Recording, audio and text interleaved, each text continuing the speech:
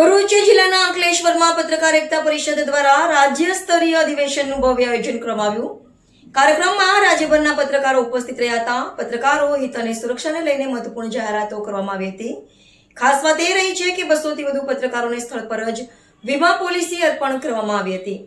ભરૂચ જિલ્લાના અંકલેશ્વર સ્થિત શારદા ભવન ખાતે પત્રકાર એકતા પરિષદ દ્વારા રાજ્ય સ્તરીય અધિવેશન યોજાયું હતું. કાર્યક્રમમાં પ્રદેશ પ્રમુખ લાભુભાઈ કાતરોડિયા, મહિલા પ્રમુખ સમીમબેન પટેલ, મંત્રી ઈશ્વરભાઈ પટેલ સહિત રાજ્યના વિવિધ જિલ્લાઓના હોદ્દેદારો અને મોટી સંખ્યામાં પત્રકારો હાજર રહ્યા હતા. કાર્યક્રમ દરમિયાન પત્રકાર એકતા પરિષદ દ્વારા પત્રકાર કલ્યાણના ભાગરૂપે 200 થી વધુ પત્રકારોને સ્થળ પર જ વીમા પોલિસી અર્પણ કરવામાં આવી હતી, જેને ઉપસ્થિત પત્રકારોએ આવકાર્યો હતો. પ્રદેશ પ્રમુખ લાભુભાઈ કાતરોડિયાએ પોતાના સંબોધનમાં જણાવ્યું હતું કે પત્રકારો કુદરતી આફતો, કોવિડ જેવી મહામારી તેમજ અન્ય મુશ્કેલ પરિસ્થિતિઓમાં પોતાના પરિવારથી દૂર રહીને સતત મેદાનમાં ફરજ બજાવે છે. આવા સંજોગોમાં પત્રકારોની સુરક્ષા માટે વીમા કવચ અત્યંત જરૂરી બની જાય છે.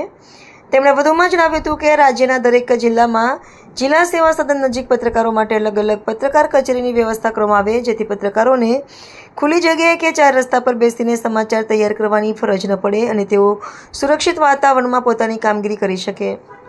કાર્યક્રમ દરમિયાન પત્રકારોના હિતને લગતા અન્ય અનેક મહત્વપૂર્ણ મુદ્દાઓ પર ચર્ચા કરવામાં આવી હતી.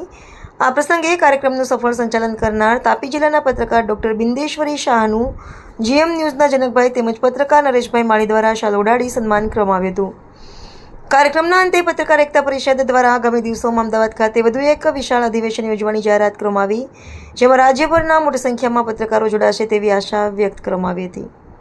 આપ આપના કિંમતી સમય કાઢીને અહીંયા પ્રોગ્રામમાં આવ્યા છો અને દર અધિવેશનમાં આપ બહુ સારું યોગદાન આપો છો અને સમાજ માટે પણ જે કામ કરો છો એ પણ બહુ સારું ગર્વની વાત છે.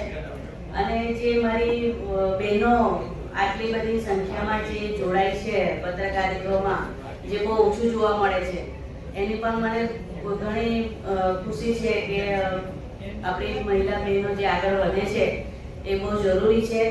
કારણ કે આજકાલ જે બલાત્કારો અને મર્ડર અને જે ઘરેલું હિંસામાં જે લેડીઝોને જેટલી તકલીફો પડે છે, જેવા બિચારા દુઃખ દર્દ સહીને મરી જાય છે, એના માટે આપણે બધા એકત્રિત થઈને કંઈક નવું કરીએ અને એમને સાથ સહકાર આપીએ અને એમને પીડાથી આપણે એમને રાહત આપીએ એવી કંઈક આપણે કોશિશ કરીશું. તો સમયસર વેક્સિનેશન આપો, ન્યુટ્રિશન અને રેગ્યુલર ચેકઅપ, આ 3 વસ્તુઓ બાળકના ફ્યુચરને બદલી શકે છે.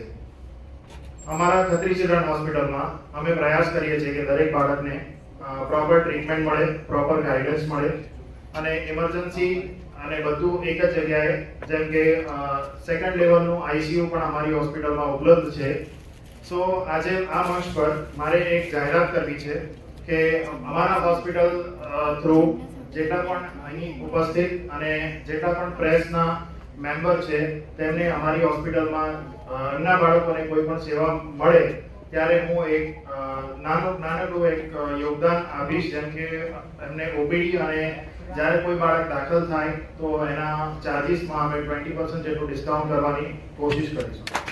પરિષદ છેલ્લા 8 વર્ષથી જે સંગઠિતનું કામ કરી રહ્યા છે, સંગઠિત છે, તેવી જ રીતે વધુમાં વધુ આગળ વધે અને એકાબીજાના હમદર્દ બની અને એકાબીજાનો ઉપયોગ થાય પત્રકારત્વ સિવાયના કોઈ પણ કામમાં.